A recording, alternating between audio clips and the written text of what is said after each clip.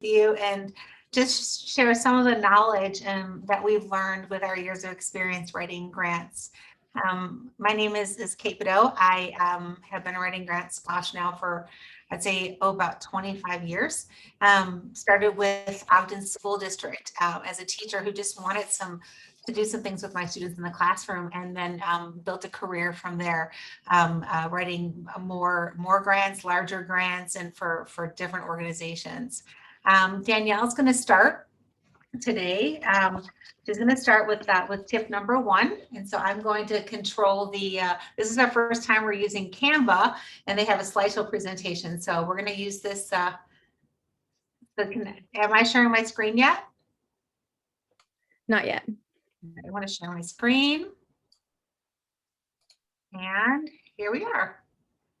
Okay, can everybody see it?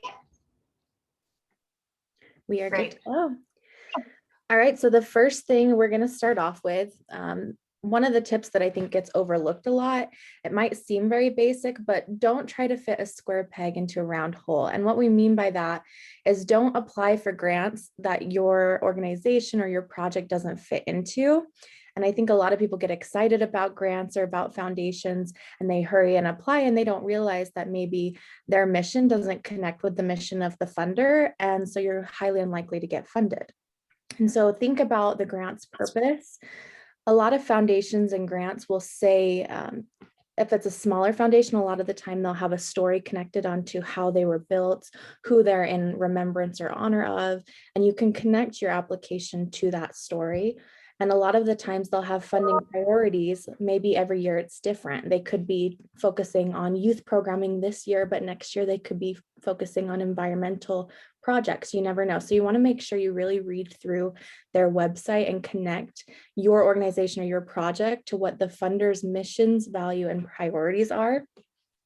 Another thing to look at and be mindful of is sometimes funders don't fund certain pieces of a project or an organization, such as if you're having a capital campaign, they might not be funding capital campaigns at the time, or they might not fund if you're looking to hire somebody to do a presentation or to perform, they might not be willing to fund that at that time. And so that would be a waste of a time for you to apply for that and then find out later on that that wasn't something that they were looking to fund. So just keep mindful of that when you're looking.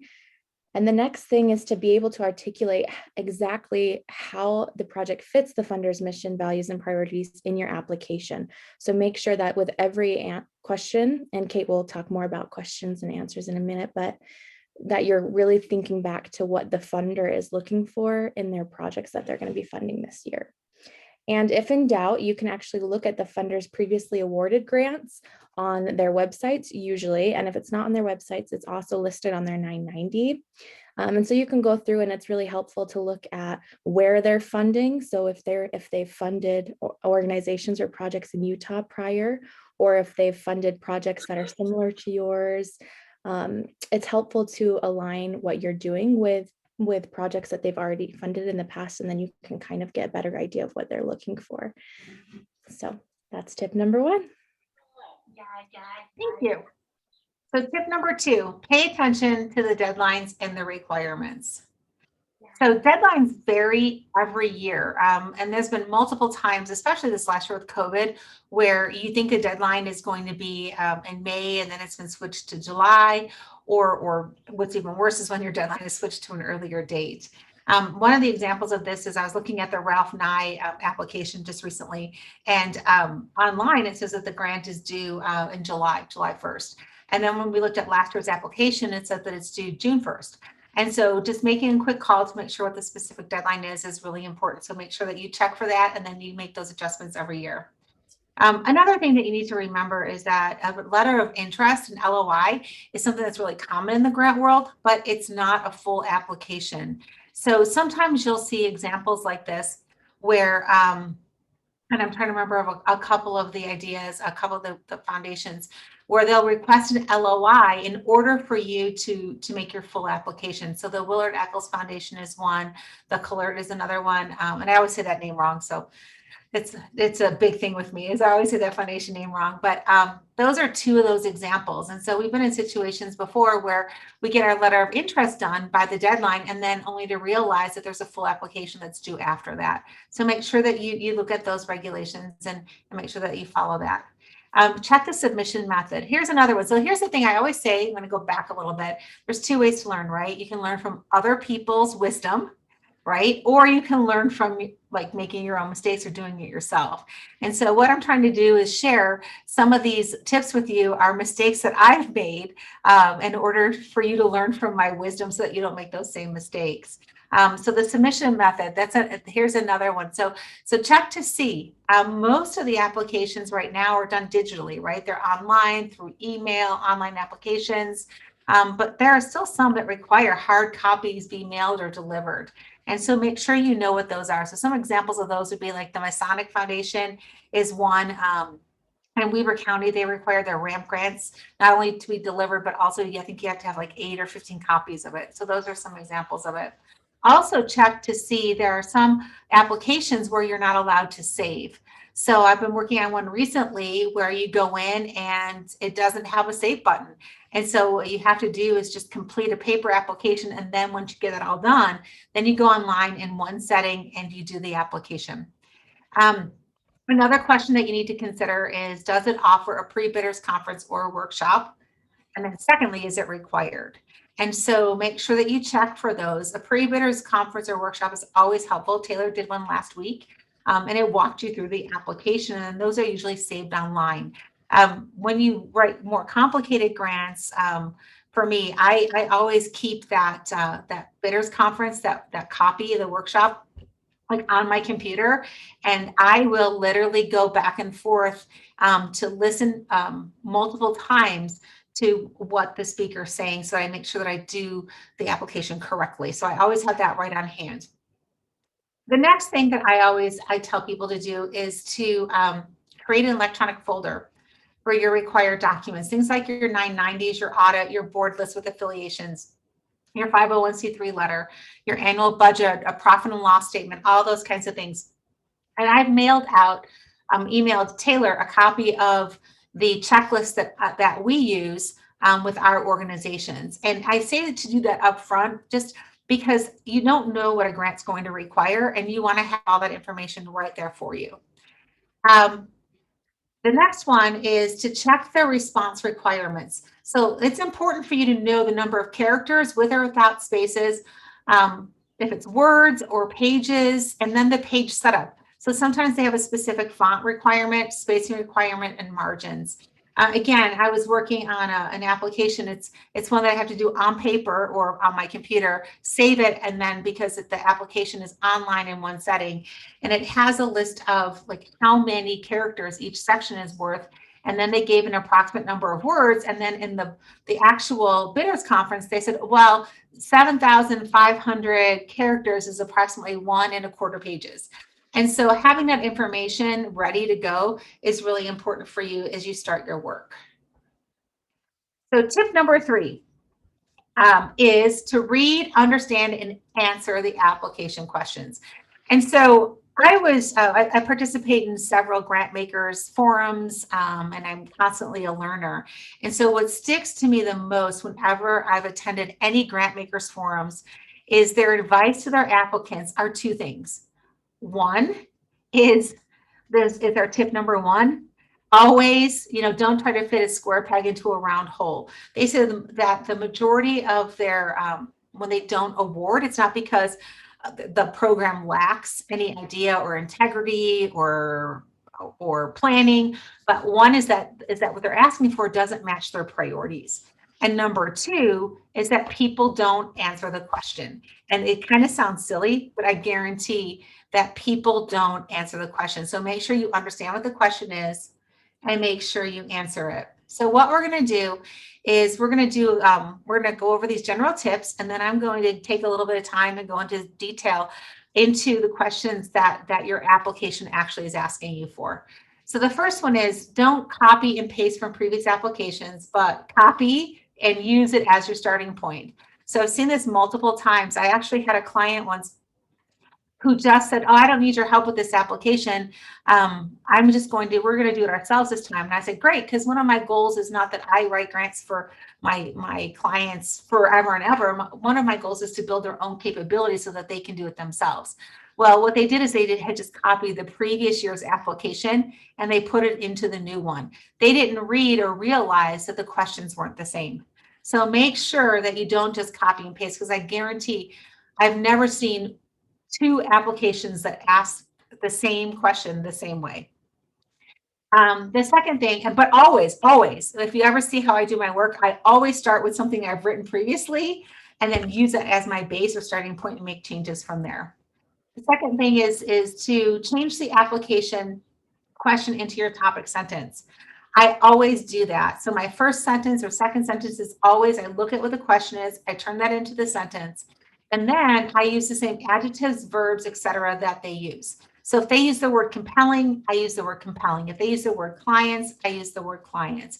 So I try to match my verbiage with theirs. I try to use the same verbs, the same adjectives, and the same nouns, because the readers are looking to see how well you answer their questions. So if they hear their own words back to them, if they see the similar format, that's going to make them think, oh yes, they've answered this question. The third is, again, make sure that you answer the question. The next is we always use a separate document to create, save, and then I always share my responses. So make sure that you don't, I've done this before, again, learn from my mistakes. If I've done it online on an online application and there's a blip and I lose power, I've lost the whole application. Or sometimes the systems will time out on you. And when you go to press save, you've been on it too long and it times out. So I always try to make sure that I put it into a Word document or a Google Doc. And then that way it's easier to do a couple things. One, it's easier to use your word character count tool. And two, it's easier for you to edit. Okay, the specific section tips. Okay, the first one is your 2021, 22 goals. So I like this quote from Tony Robbins: setting goals is the first step in turning the invisible into visible. So you need to craft what we call SMART goals for your organization as a whole, and then have SMART goals for your smaller projects. Because if you're writing a project grant, you don't want to just submit your organizational goals. You want goals that are specific to your project. I'm going to go over that in just a second. And then the second one is programming excellence. So and that section is ask yourself the questions: how do you define artistic excellence and how are you going to achieve your mission? So I'm going to go back and then look at the SMART goals. So SMART goals are specific, measurable, achievable, relevant, and time bound. Sometimes there's variations of those words, and we can go over those, but that would be for a longer training. But specific, you need to define your goal in detail so that you know exactly what you want to do and your reader knows. They have to be measurable. So how will you know when your goal is achieved? The third one is your goal shouldn't be so easy that it doesn't challenge you or so difficult that you invite failure. The fourth one is, are you in a position to achieve your goal? Make sure that you are able to achieve your goal, that you're in the position to do it right now when you write that goal. Relevant, make sure your goals are relevant to your values and to the values of your funder. And in this case, it's Salt Lake City Arts Council. Time bound, plan enough time to accomplish your goal. Be able to set a completion date so that you are motivated and focused. So those are what SMART goals are. And I just wanted to give you an example of a SMART goal for our organization. So here's a SMART goal that we've created. KB Grants will secure $150,000 for client A in 2001 by collaborating with the client to craft a robust case for support, researching grant opportunities to create and implement an opportunities calendar, and submitting a minimum of 20 foundation and government grants. Specific, KB Grants created a clear goal to secure $150,000 for the client in 2021. The goal is specific. It is measurable. If we don't help raise $150,000, we won't achieve our goal. If we don't create a case for support, the calendar, or submit the 20 applications, we haven't achieved our goal. Achievable. KB Grants outlines the steps necessary to achieve our goal. So instead of just saying KB Grants will secure $150,000 in 2021 for our client, we've listed how we're going to do it. So we make sure that it lists the steps that are needed to actually achieve that goal. Relevant. Our business models that help our nonprofits raise money. So it's relevant to us and it's relevant to our clients. Time bound. We give ourselves one full calendar year to achieve the desired results. So that's what a specific goal looks like. A SMART goal: specific, measurable, achievable, relevant, and time bound.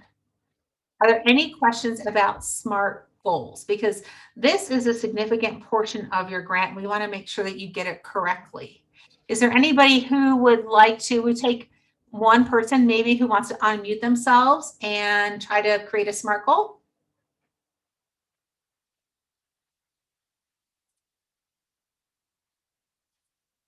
I have no takers for creating SMART goals, it seems like. Well, if you want help with SMART goals, make sure that you contact us and we can help review your goals to make sure that they hit all of those key pieces. Okay, so I want to go back just really quickly because I went over artistic programming excellence. So that is one of the sections that you have to respond to. And it really is important that you need to know, how do you define artistic excellence? That's something that's key to not just this grant opportunity, but it's key to your overall organization. Anytime that you are creating not just a grant application, but talking to people, doing your elevator speech, all of your marketing, know what artistic excellence looks like and be able to articulate that. And then again, tying it back to your mission. How do you know that the work that you're doing will help you achieve your mission? So I just wanted to make sure that I went back and talked about that. Okay. Oh my gosh. I don't know what happened here, but when I converted this, it obviously changed my format. So I apologize. So specific tips on the programming excellence. You ask yourselves the question, we talked about this, and how is your project achieving your artistic programming and excellence? So how do you define it? How are you achieving it? And then the other question that we have is, do you follow a set of standards or processes? So for example, in the after school world, there's a list of, it's called the SAQPA, and they have a list of standards of what an after school program should look like. So do you follow any kind of standards for your organization? And then arts learning enhancement. So if you are asking the question on, if you are answering the question on arts learning enhancement, ask these questions to yourself. How does your project service youth, and how many youth will you serve? Those are two key components of responding to this question. Know your outputs, and output is the number of clients that you're going to serve. And then be able to describe how your client serves those youth. And then the last question in that section is, how does your project engage with the community? So all three of those things need to be answered in that section. Okay, value to the community. Connect your work to what's going on in the community. So understand, know the needs and the trends of what's going on in your local community and the artistic community as a whole. Ask yourselves the question, how does your work support Salt Lake City's and Salt Lake City Arts Council's strategic plan? So read their strategic plans, read their priorities, make sure that you can articulate how what you're doing is going to help those, both your city, your county, but specifically your funder, achieve their missions. And then finally, find statistics to define the need and describe how the arts addresses those needs. So right now, for example, I'm just going to give you a little tip. Do some research and find out how the arts positively impact social emotional development. How do the arts positively impact mental health, depression? Because all of those are fallouts because of the COVID pandemic. So make sure that you can connect what you're doing to those kinds of things. And also there's a lot of data out there on how the arts increase the economy of an area. So they even have some, if you can find it, there's some places where you can see the dollar. So for every dollar invested in arts, there's X amount of dollars that is returned to the economy through tourism and spending in those areas. Finally, again, community. You're all in the Salt Lake community, right? So what you need to do is identify the specific audience you're targeting. Is it a specific age group? Is it a neighborhood? Is it a demographic? And are you talking about accessibility? Specific section tips. The next one is we're going to talk about is inclusion. And so inclusion is a huge issue, a huge component of what we're talking about in the arts worlds and in the grant worlds today. It's not good enough just to say, you know, Salt Lake City is a diverse community and here's our demographics, because guess what? You're all in the same community, right? So we want to make sure that you have to really think about it, dig a little deeper. And is your organization discussing, or does it have a written plan in place to address how it values policies, practices, and experiences to advance diversity, equity, and inclusion as part of your ongoing work or as part of this project? Are you doing anything as far as targeted outreach efforts? Are you marketing to specific groups of people? Have you done any surveys to see how they'd like to get involved, what they're interested in? Do you have formal policies set up in your organization that really speak to DEI? And do you have any specific goals to include specific populations in your project or work with your organization? So we've considered, I've just put a couple of different DEI mission statements here. One is from the Ford Foundation's, it's their diversity, equity, and inclusion mission statement. I'm not going to read them aloud to you. You can read those or have those after the PowerPoint's done. And then also the Arts Connection. And I really love the Arts Connection one. I've actually used that a couple of times when working with local arts organizations to form their own DEI statement and start creating policies around it. So down here are just a couple of websites that you can go to get more information on that. Okay, I've spoken enough. And now we're back to tip number 4. So I'm going to take a drink of my water and Danielle's going to talk.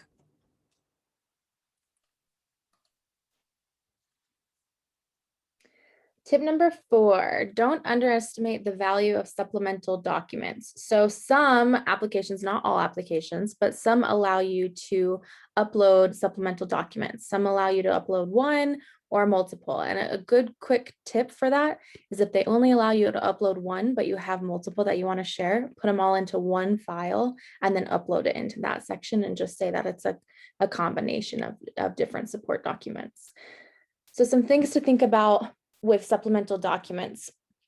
If you do get the opportunity to attach, make sure it's something impactful, representative, and descriptive. Don't just upload a photo without a caption or something like that. Make sure that it really does show a story, or it shows the work that you're doing as an organization and the success stories that you have that you can share. Some examples of supplemental documents is a case for support, a trifold, one-pagers, an annual impact report, a PDF, and you can use hyperlinks to connect videos, show off exhibits, performances. And one thing that Kate and I have been using a lot lately is QR codes to use on documents. It looks a lot nicer, and then they can scan the QR code and go directly to see a video or a website without having to put like that ugly long link on there. And so those are very useful too. And then lastly, a letter of support. So letters of support are probably one of the most important supplemental documents you can share. And you want to gather these from strategic partners and influencers. So if you have, for example, if you're an organization that works really closely with the city, then you want a letter of support from the city showing why your work matters and why they like collaborating with you and why they think that your project should be funded by this foundation or this funder. When you're seeking a letter of support, ask permission to use it for multiple future applications. That way you don't have to keep asking for it. And you can email them prior to every application. Just let them know what you're applying for. That way they're aware. And when you update the letter, just make sure you're sending it to them and letting them know and keeping them in the loop about it. And then the last tip for this one's short and sweet, is just to create and send a sample letter or template for your partners to use. That way they feel like it's a lot easier and more accessible for them to take the time to quickly just fill that out and send it over. So it's similar to when you're getting a letter of reference for a job, and your recommender might not have time to write you a full letter of recommendation, so you kind of write it up, and then that way they can go in and edit it as they see fit and then sign it. So it's similar to that, and those are just a few quick tips for supplemental documents. Thank you. And I just wanted to add, as Danielle was talking, just the importance of it. We recently wrote a grant for an organization, and they did not get the grant. And the feedback that came back truly was that the pictures, Danielle, I can't remember exactly what it was, but the pictures did not adequately meet the requirements or explain what the organization was about. And so yeah, that is another good point, is that some funders want in their grant, they want specific supplemental documents. And this grant that Kate's referring to, they wanted 3 pictures to be uploaded with captions, and they wanted it to represent the organization and their mission in the photos. And then they had a whole side document that we downloaded that gave explanations of a successful photo. So there are situations like that you have to be even more mindful of what you're including as well. So that's a great point. Yeah. So, and that's something too that you can prep for in advance. And so, the feedback that we gave was, these are the kinds of pictures you have to take for the future so that we can include them in that application. So that's really important. The other thing about the gathering letters of support is it goes up to when you're talking about the community and how are you engaging the community. This shows, the partnerships and the engagement, and then the value of how you're impacting the community. So that's why those are really important. In addition to what you write in those sections, the letters of support play a big role in how you are scored in those areas. So tip number 5 is, I always tell my clients, just think of this as like getting a bank loan, right? When you're creating your application budget, you need to focus on transparency and fiscal responsibility. And really, that's really important, because the foundation is giving you money.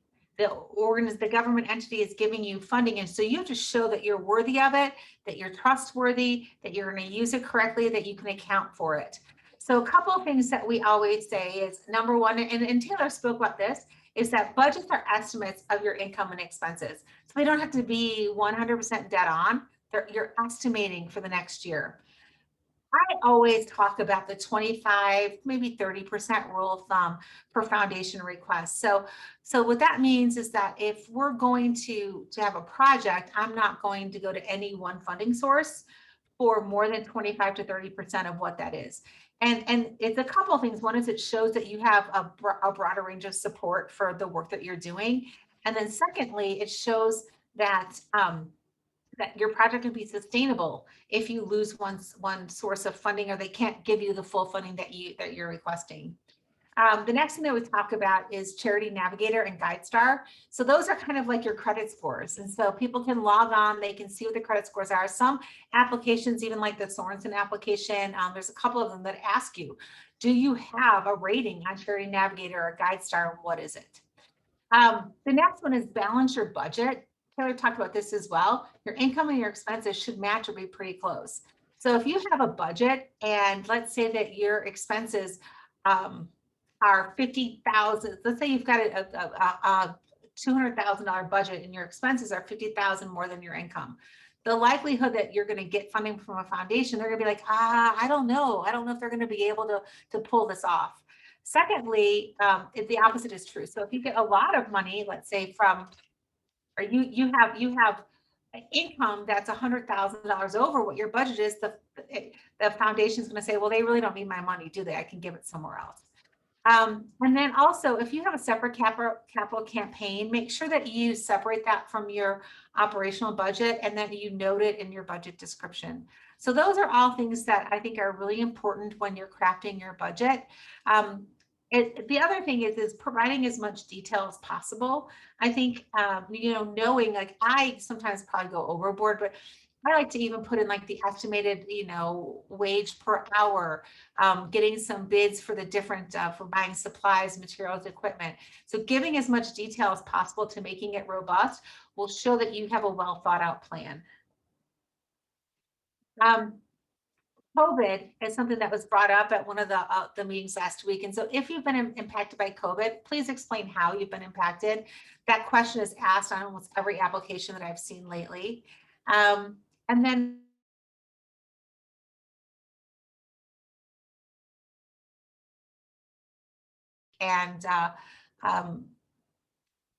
the applicant was mistaken. They thought that they could put $10,000 toward their administrative costs, but the $50,000 grant allowed 10%. So we had to catch that to make sure that that did not go in, because the grant would have been thrown out immediately. And then also make sure that it's tied to your proposed activities. So if you're asking for something in your budget, you should be able to show how that's going to help you achieve your project. Don't forget to include in kind. I am a huge proponent, always tell everybody this. In kind, and there's the website where we got this from, is $28.54 an hour, although some competitions have different ways to like allowable ways to include that, but that's the standard that I've seen. And then I also note that a diverse funding stream or having a funding plan indicates that you are sustainable and that you are healthy.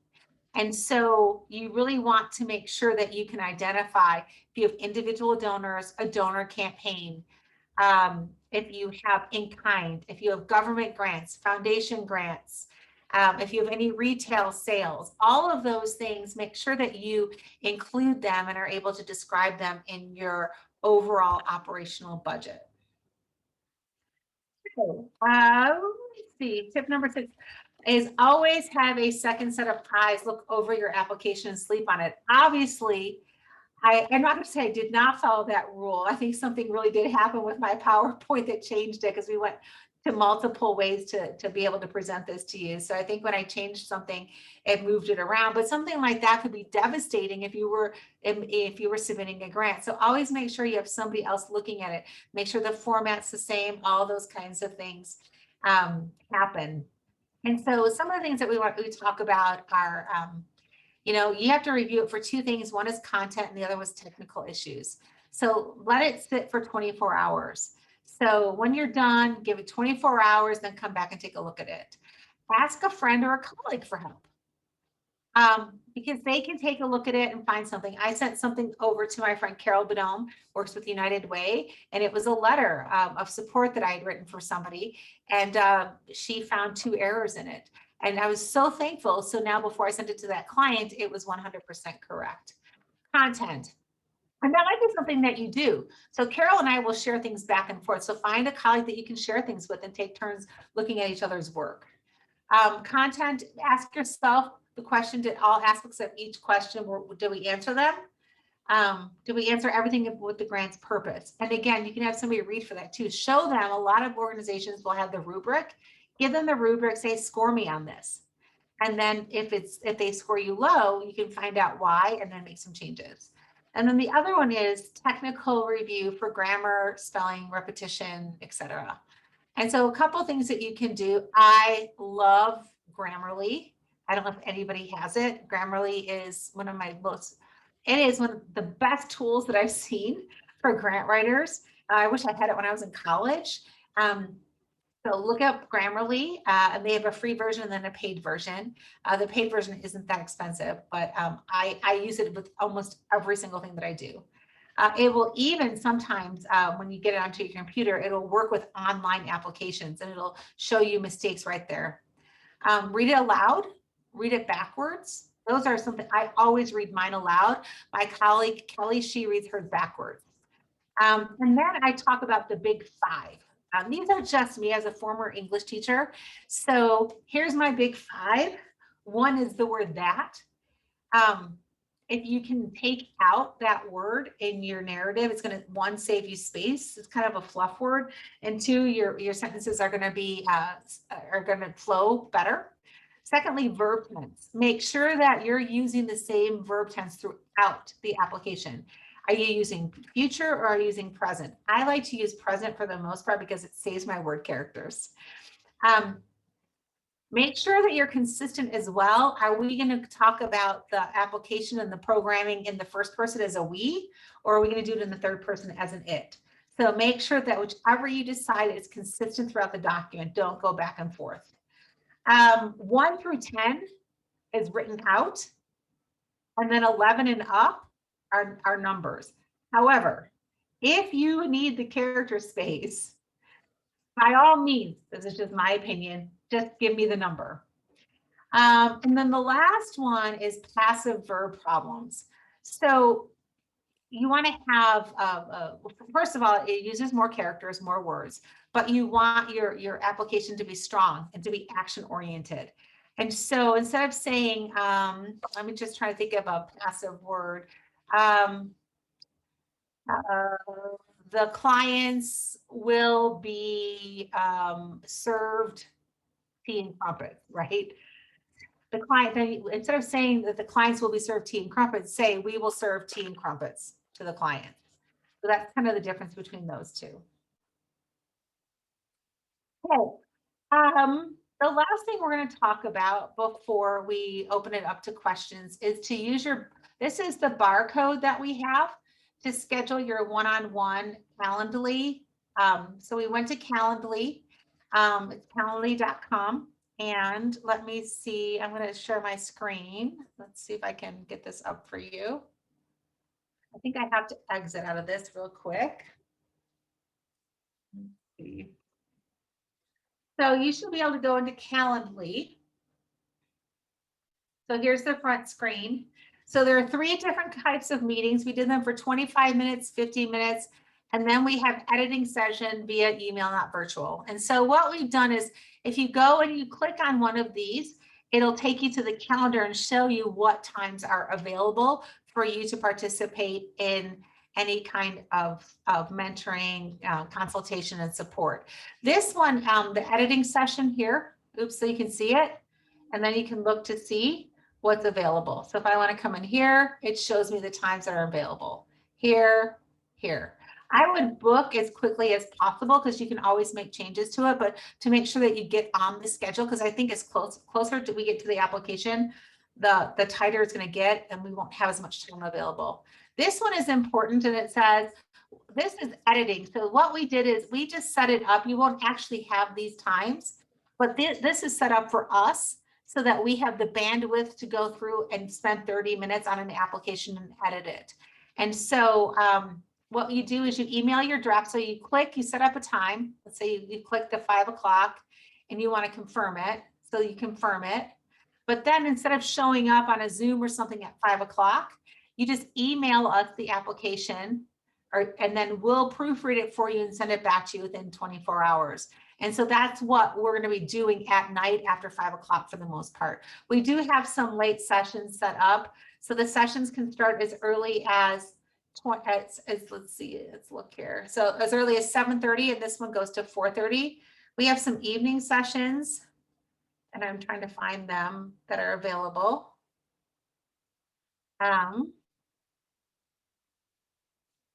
And they're in there. I'm just trying to find maybe my evening. Maybe I have to check to see, because I thought we put a bunch of evening sessions in there.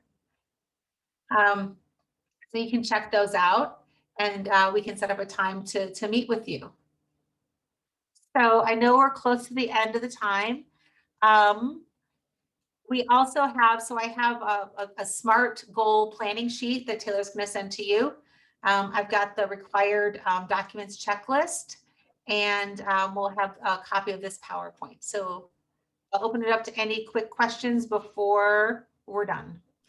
So Kate, we had one question in the chat box from Carrie, and she's wondering, is it acceptable to use plain language in the accessible sense, or is it better to wax poetic? Your microphone's muted.